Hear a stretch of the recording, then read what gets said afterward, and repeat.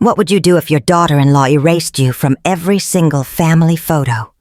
Like you never existed. My name is Margaret. I'm a 65-year-old widow, a grandmother, and until recently, I thought I still had a place in this family. But one Tuesday, while babysitting my grandkids, my granddaughter showed me her birthday pictures. I wasn't in any of them. Not one! I'd been photoshopped out, completely, from birthday parties, school events, even Christmas morning in matching pajamas. Gone. Like I never existed. And then she asked me, "Grandma, why don't you like taking pictures with us anymore?" That's when I realized I hadn't just been erased from the photos. I was being erased from their memories. And the person behind it was their mother. By the end of this story, she'll learn that some erasures are permanent. Because what she did next, what she whispered to my grandchildren when she thought I wasn't listening, that's what lit the fire. I've always believed that family isn't just about blood. It's about presence, about the stories we tell at dinner, the laughter that echoes through hallways, the hands that reach for yours when you're too tired to stand on your own. That's what I built for my family. That was my legacy. And before all this, I was more than just a mother-in-law. I was a successful businesswoman. I spent 30 years building wealth through real estate. Not for prestige, but to give my son and his children the life I never had. My husband passed away 3 years ago. After that, David, my only child, was all I had left. Well, David and my 2 grandbabies, Emma and Ryan, 6 and 4, my heartbeats. David married Jessica 8 years ago. On the surface, she was charming, educated, well-spoken. But beneath the curated smiles and Instagram-perfect life, there was something sharp, something that didn't bend. And it didn't take long before I noticed how tightly she gripped the steering wheel of their marriage. Still, I tried, every Sunday. The kids came over. I'd cook Emma's favorite pasta, read Ryan his bedtime story with all the voices he loved. I took them to museums, parks, even paid for their private school. I helped with their down payment when they bought their first home. Vacations, my treat. I wanted to ease the burdens I once carried, but slowly, so slowly it was almost imperceptible. Jessica started to redraw the boundaries. First came the comments. "Margaret, maybe it's a bit much for the kids to spend every weekend with you." Then the silences, when I'd bring up old family traditions or stories from David's childhood. Jessica would cut in, change the subject, move on. She'd laugh it off. But it left a chill behind. I noticed little things. My gifts to the kids went missing days after birthdays. The books I gave them were too old-fashioned. The photo frames I brought over never made it onto their walls. And if I asked, I was being sensitive. But what I didn't see, not clearly, was how carefully Jessica was shaping the family narrative. She was obsessed with appearances. Their family photos always had to match a certain aesthetic, soft lighting, color-coordinated outfits, smiling faces. There was never a place for the grandmother with silver hair and work-worn hands. I wasn't on brand. Then came the overheard conversations. Jessica knew about the will, about the size of the inheritance. I caught her once on the phone, laughing. David's mom could die tomorrow and the kids would be set for life. She didn't know I was standing in the hallway, just around the corner, but I still didn't connect the dots. I was lonely. I missed my husband. I leaned on those children like they were the only solid thing I had left.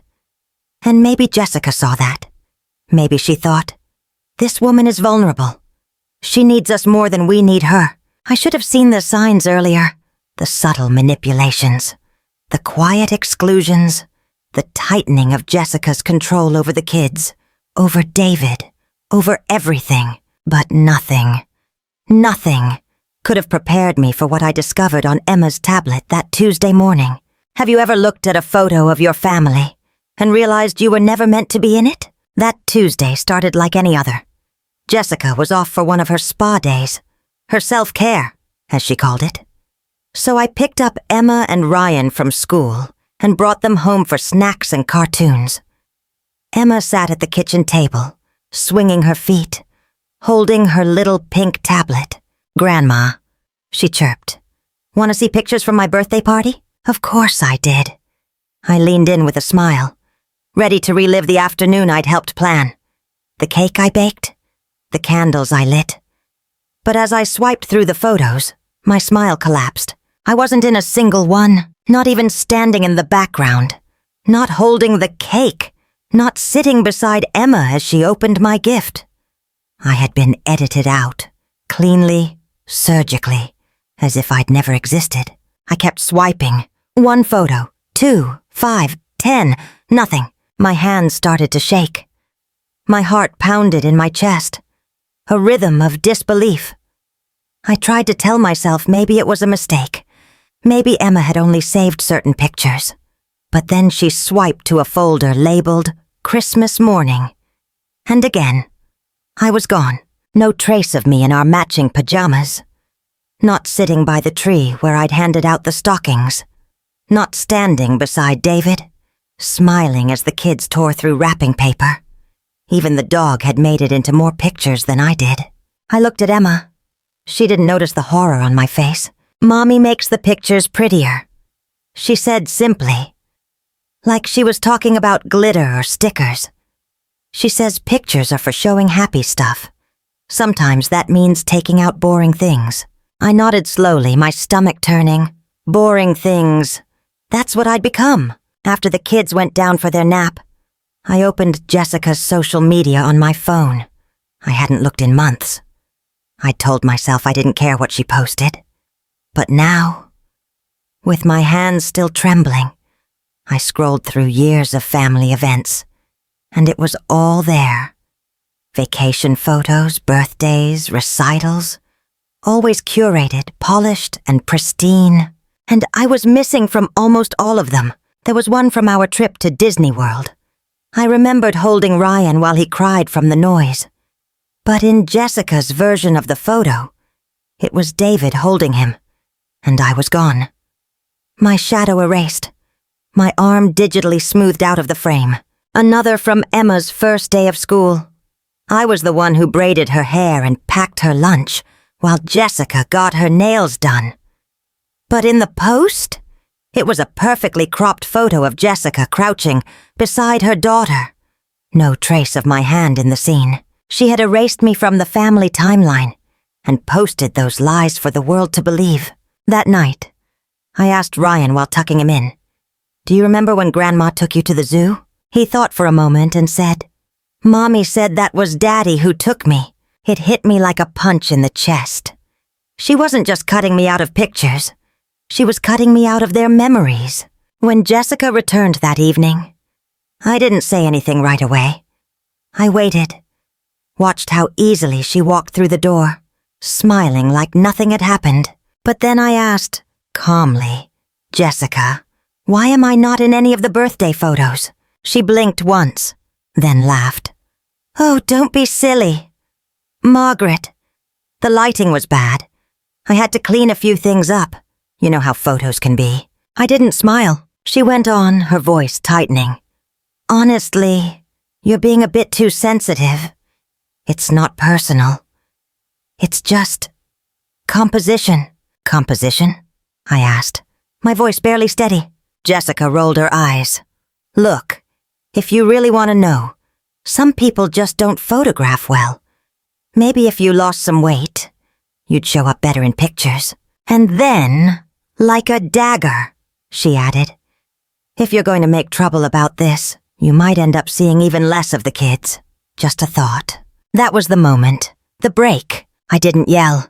I didn't cry. Not in front of her. I simply gathered my things and left. But the tears came later. In the car. On the way home. I could barely see the road. My face was hot. My chest tight. I felt small. Smaller than I had in decades. Not because of the photos, but because for the first time in my life, I truly questioned whether I still had a place in my own family. Was I really that unwanted? I sat in my empty house that night, staring at the framed photographs on my mantel. Real photographs. From before Jessica, before the airbrush, my husband's hand resting on mine. David as a little boy, running toward me with a scraped knee, Emma on my lap, smiling with baby teeth missing. That's when something inside me shifted. Jessica had spent years trying to control the narrative, but she forgot one critical truth. I built this family's foundation, I financed their lives, and I still hold every legal, financial, and emotional card. She thought she could erase me. She didn't know I was about to rewrite everything. Have you ever been erased from your own family's story? If this struck a nerve, drop a comment. Because what happened next was the moment I stopped crying and started calculating. Have you ever had to fight for your place in your own family? I didn't sleep much that night.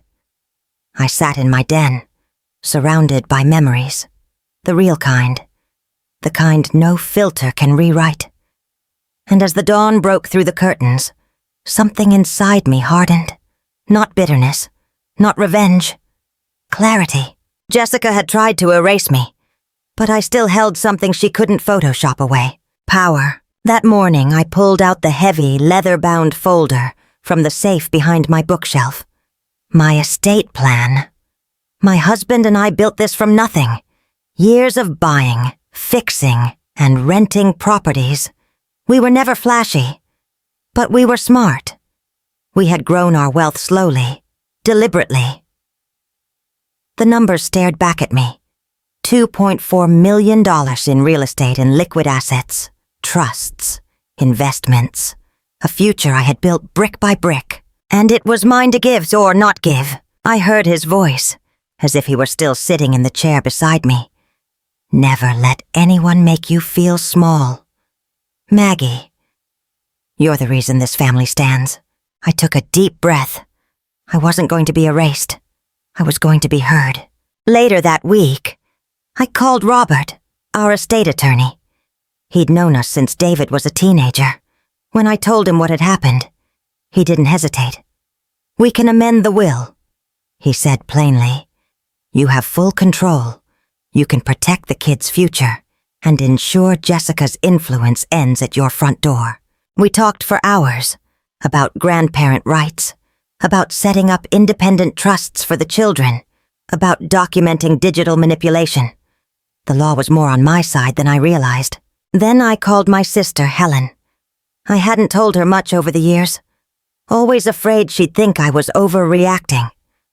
But when I shared what had happened, she didn't flinch. I noticed you weren't in their holiday card this year. She said, I thought maybe something was wrong. It turns out, she wasn't the only one.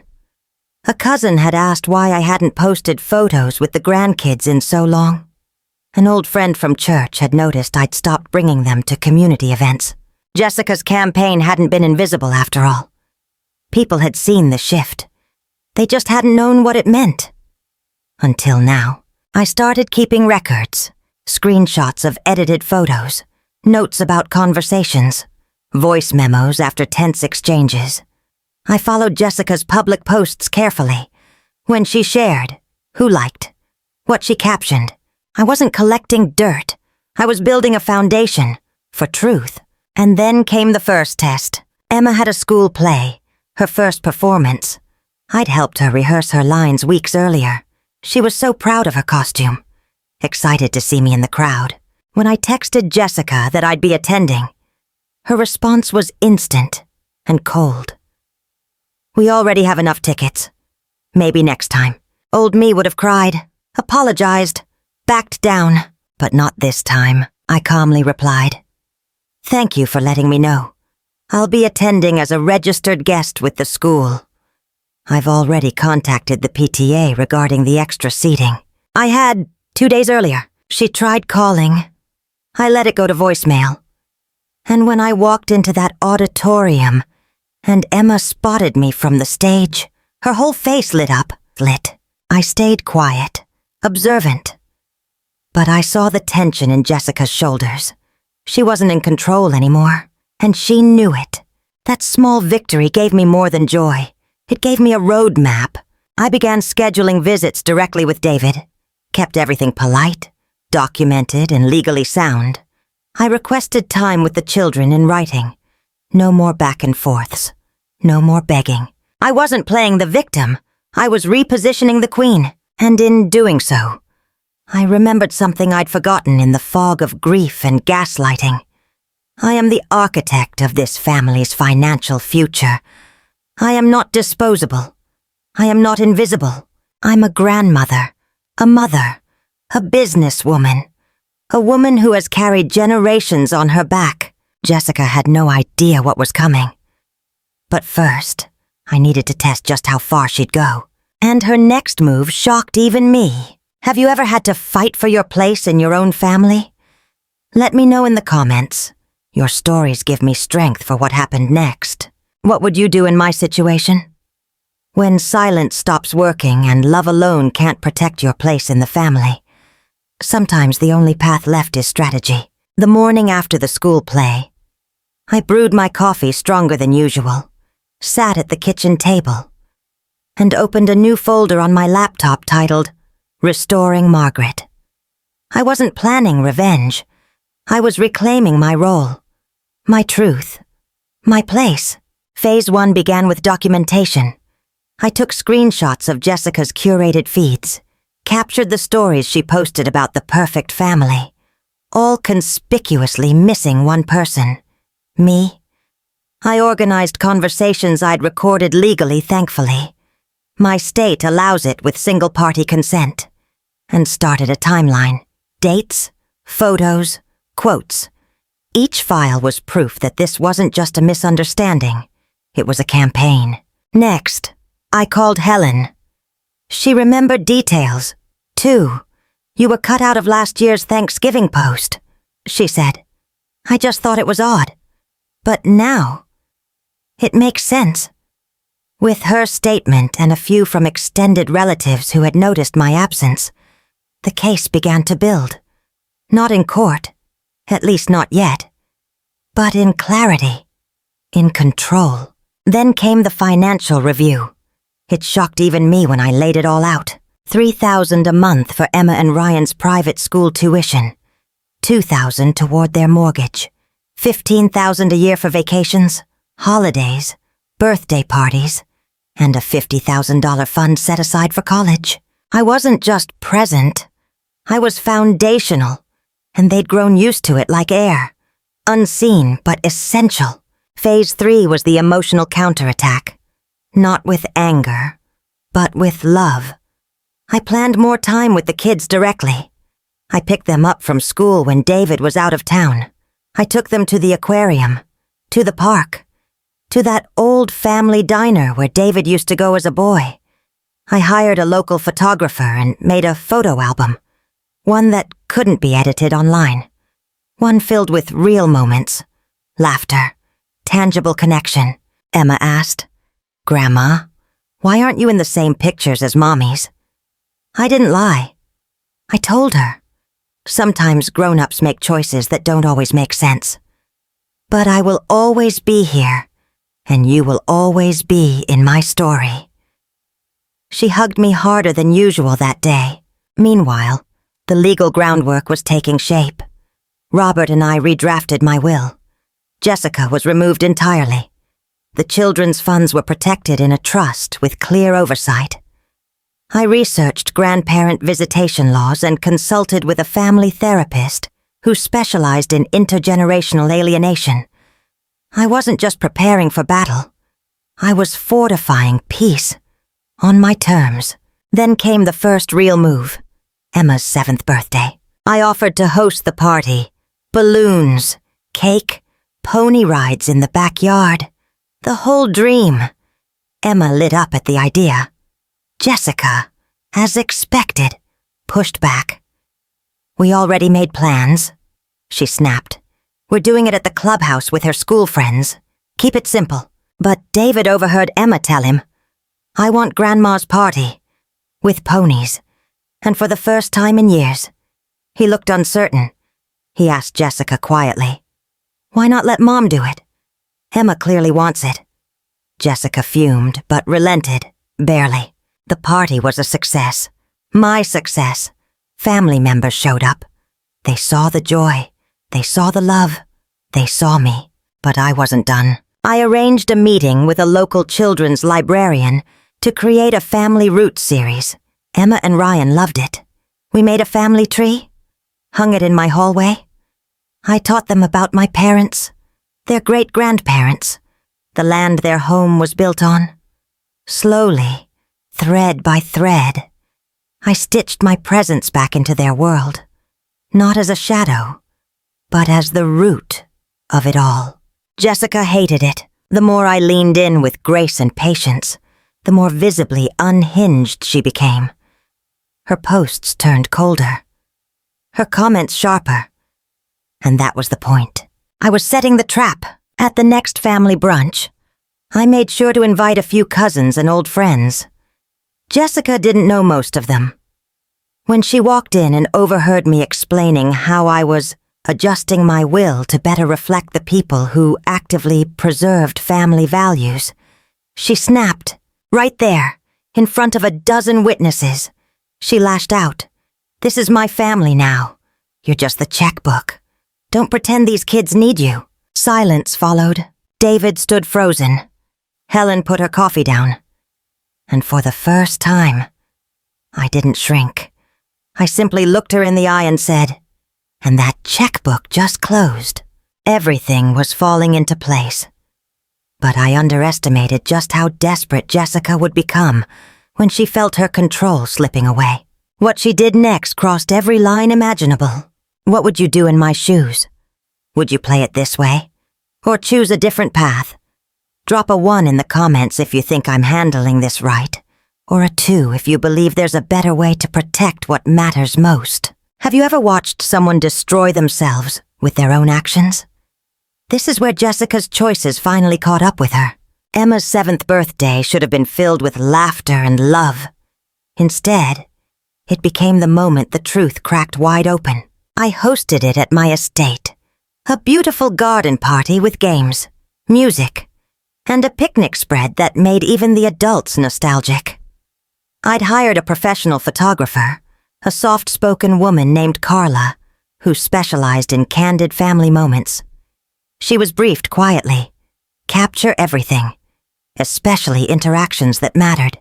Jessica showed up late, sunglasses on, arms crossed, already brimming with tension. She immediately tried to take control, changing the playlist, scolding the caterer, barking at Carla about which angles to use and insisting certain people, namely, me, shouldn't be front and center. But this wasn't her show anymore.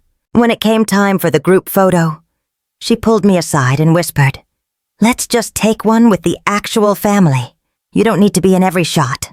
I smiled calmly. "Jessica, this is my home. And Emma asked me to be next to her." She glared. "Don't make this about you." But it already was, and everyone could see it. Carla took the shot. I stood tall beside Emma, who wrapped her arms around my waist like she always did when she was little. Jessica's face twisted. And in front of everyone, David, Helen, my cousins, even her own friends. She snapped. "You think you're so important?" she barked. "You're just old money with a savior complex." The party fell silent. Then she turned to David.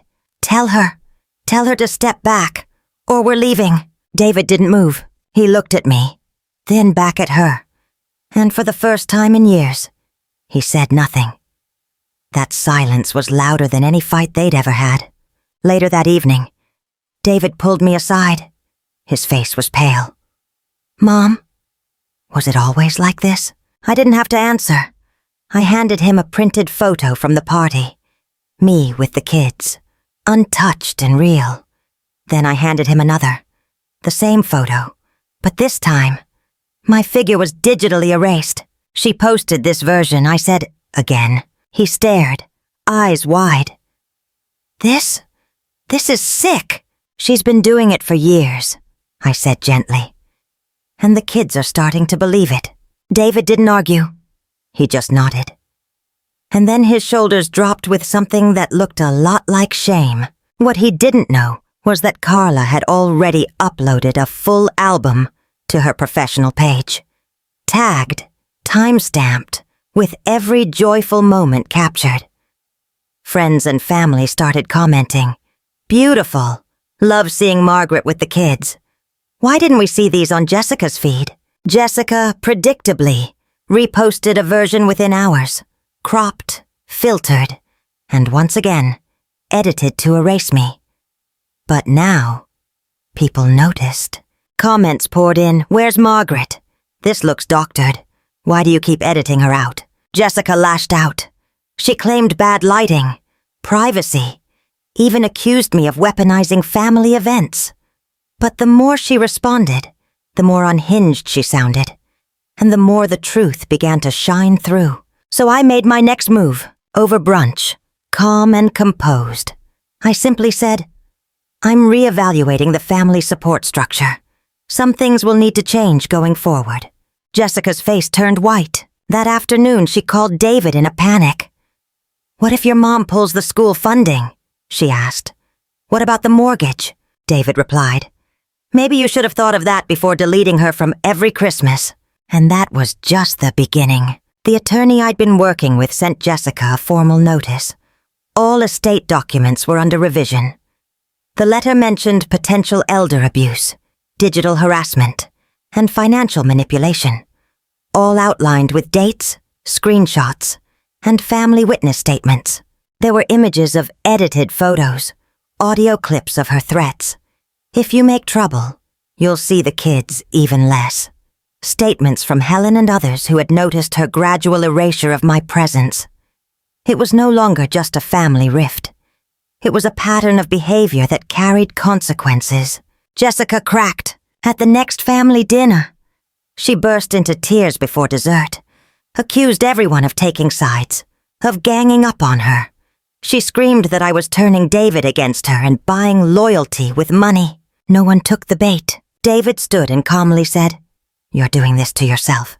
The children sat frozen. Emma's eyes filled with confusion.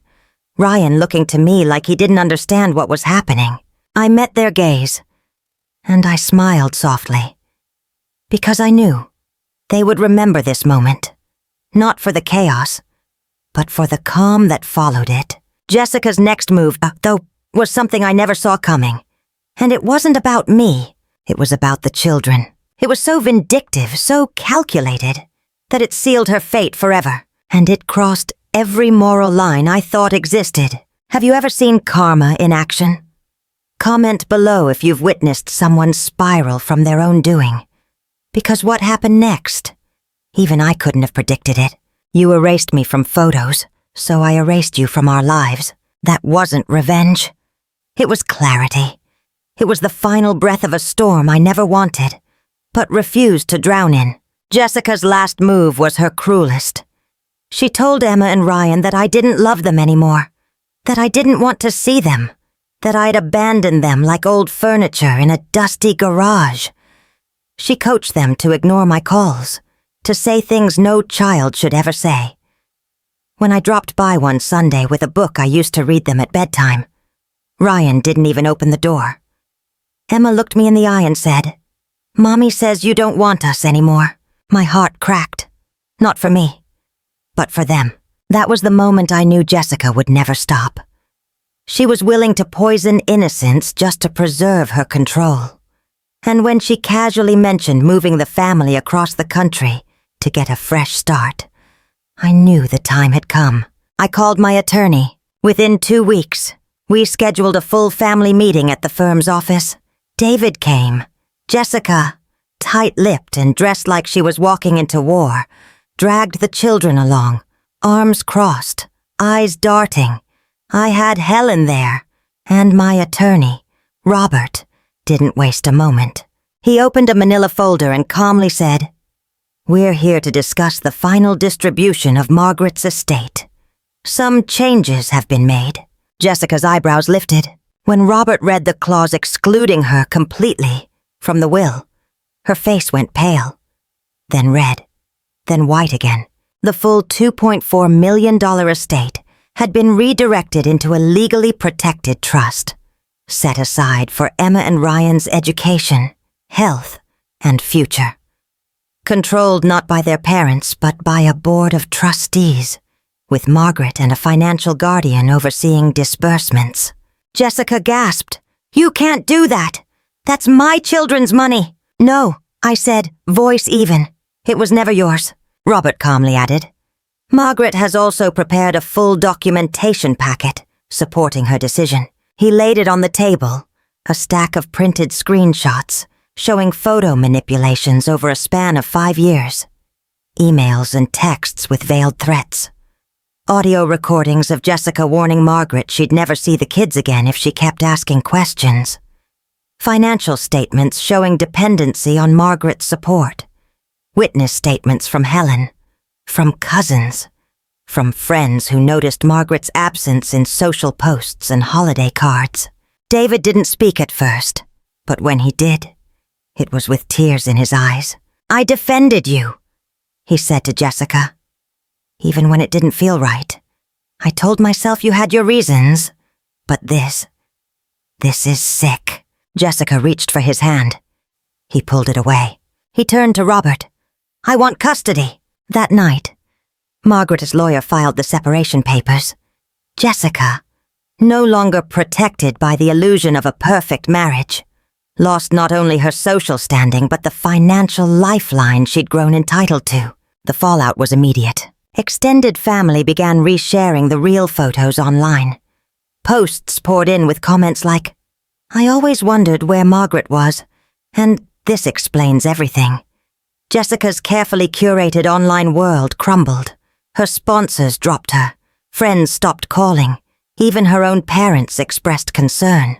Meanwhile, I focused on what really mattered. Emma and Ryan were enrolled in therapy with a child psychologist who helped them understand that sometimes adults say hurtful things when they're afraid.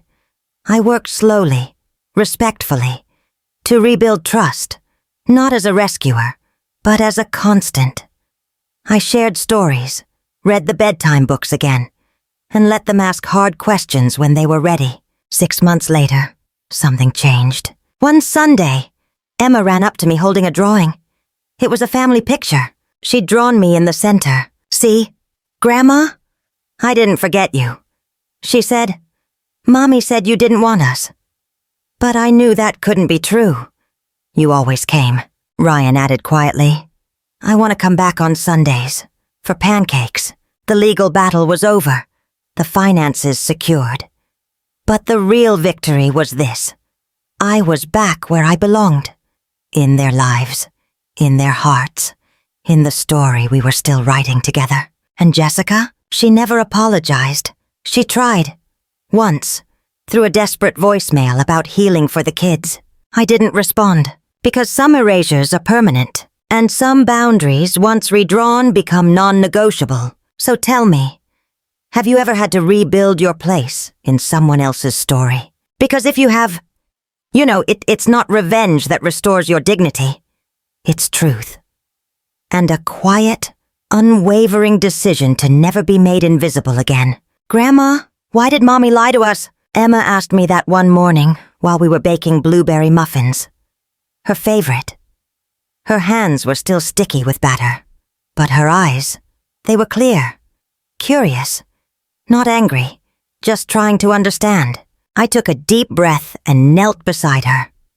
"Sometimes," I said gently, "people get scared of losing something, and when they're scared, they make choices that hurt others, even people they love." She nodded slowly. "But you didn't go anywhere." "No, sweetheart, I never left." It had been 6 months since that final family meeting. 6 months since the will was read. The truth was revealed, and the damage Jessica caused was finally dragged into the light. Emma and Ryan were thriving now. Their therapy sessions helped untangle the knots Jessica had tied in their little hearts. They were laughing more, asking thoughtful questions, rebuilding trust brick by brick. Every week. They spent weekends with me, movie nights, pancake sundaes, and long walks by the lake where Ryan would hold my hand and talk about dinosaurs. My photo albums, once tucked away like a painful secret, now sat proudly on the living room shelf. Emma would pull them out and flip through the pages slowly. One night, she touched a photo from David's high school graduation. Me in a bright blue dress, beaming. "You look really happy here," she said. I replied, "And I am now too." David and I were closer than we'd been in years. His guilt was real, but so was his effort. He showed up, not just physically, but emotionally. We talked more. He listened better. He apologized without being asked. And more importantly, he changed how he showed up as a son and as a father. Jessica, she lost more than money. Without the financial support she'd taken for granted, her lifestyle crumbled. The community she once curated so carefully on social media now whispered behind her back. Her followers unfollowed. Brands she once partnered with quietly moved on. No one likes being lied to, especially when children are involved. The divorce proceedings moved quickly. David's legal team, armed with evidence and witness support, secured primary custody. Jessica now had limited visitation, and while she tried to rally sympathy, too many people had seen the truth. But for me, the real healing wasn't legal or financial. It was personal, for the first time in years. I felt whole. I'd spent so long questioning whether I was too much, too present, too emotional.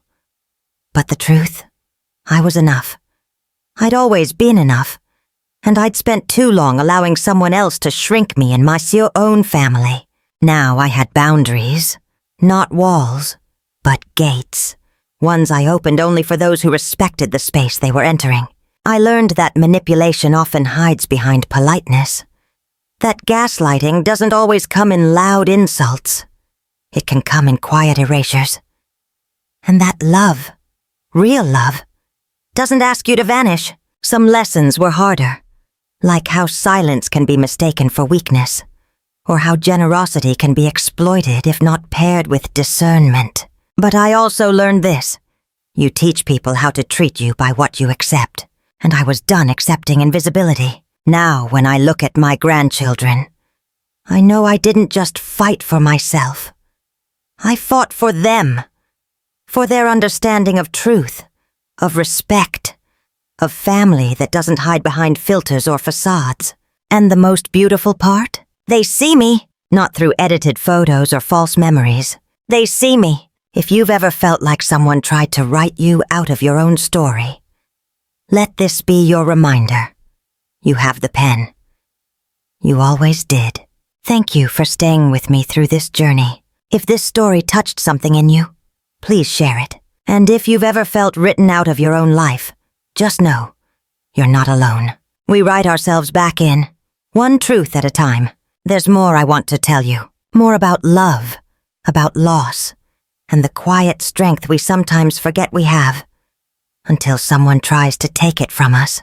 So if your heart is still listening, join me again tomorrow. The next chapter isn't about revenge. It's about reclaiming what's ours, with grace. Subscribe so you don't miss it, because the most powerful stories aren't the loudest. They're the ones told softly, by women who refuse to be erased.